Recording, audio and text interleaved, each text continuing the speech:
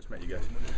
So we got. You've had a couple days, obviously, for all this to settle in, Mark. But I mean, I'm sure you had different plans lined up. But just how much, easier, calmer is it now that you absolutely know what your depth chart's going to look like? It's definitely calmer. I mean, you find out what we're dealing with, who we're playing with, and you move on. I mean, there's nothing else you can do. At the same time, I think we had a little bit of foresight into when this thing first happened that we might have to alter some plans and do some things, which gave us some time to start to think about if this, then that, and we started to get some guys reps early enough on that I think it's going to help us come Monday night. Hey, Mark, can you break down the linebackers, and defensive secondary, and sort of how you see things with the personnel that's missing?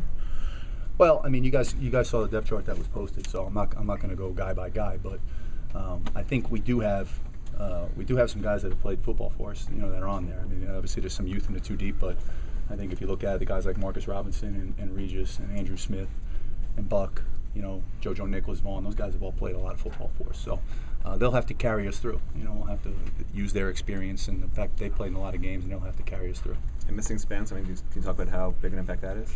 Again, we just try to prepare for it throughout camp.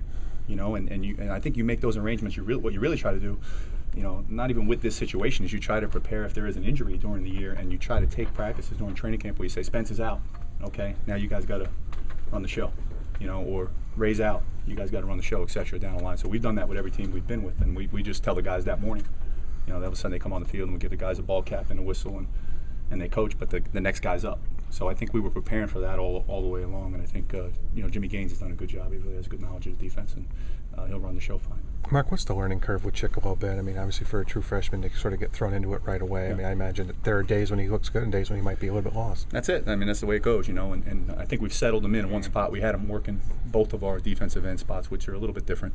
We're asking those guys to do different things at those spots, just trying to find the right combination. And then he had a couple of injuries and a couple of things in between. So, for him getting the continuity throughout, it wasn't really smooth throughout all of training camp, but I think he's been back now, and I think he's moving in the right direction. In addition to O'Brien, what are some of the other challenges the Maryland offense presents to you? Well, they have a veteran offensive line, 4 or 5 starters back.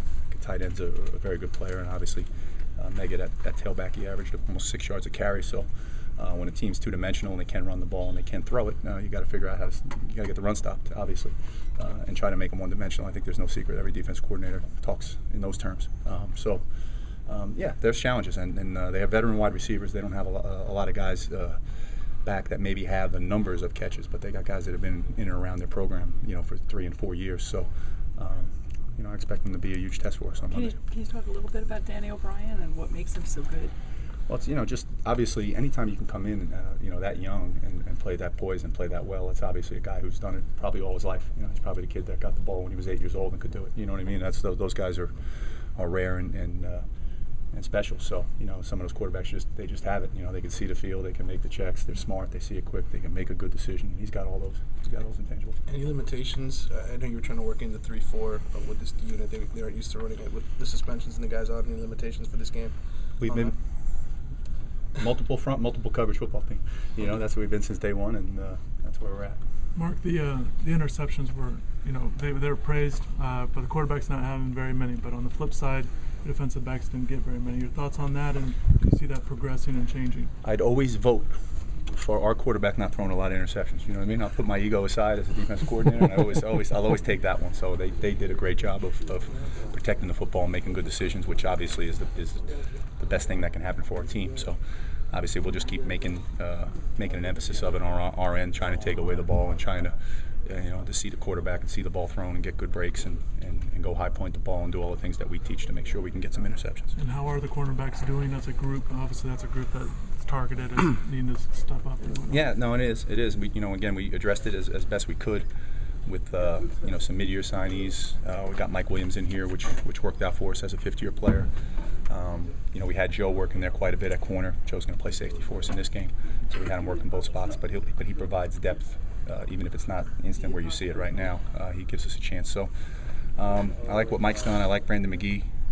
Lee Chambers, I thought, has had a good camp, and he's progressing. So we're moving along there. Will A.J. Highsmith be playing safety during the game? I know Al said he's the third emergency quarterback, but will he be dressed to play defense? Absolutely. He's worked quite a bit at safety, so we'll have him ready there as well. To kind of follow up on Manny's question, will this be a conventional game plan? I mean, obviously not giving it away. Is this going to be a regular game plan as if you have everybody, or have you had to scale it back a little bit just because of all the moves?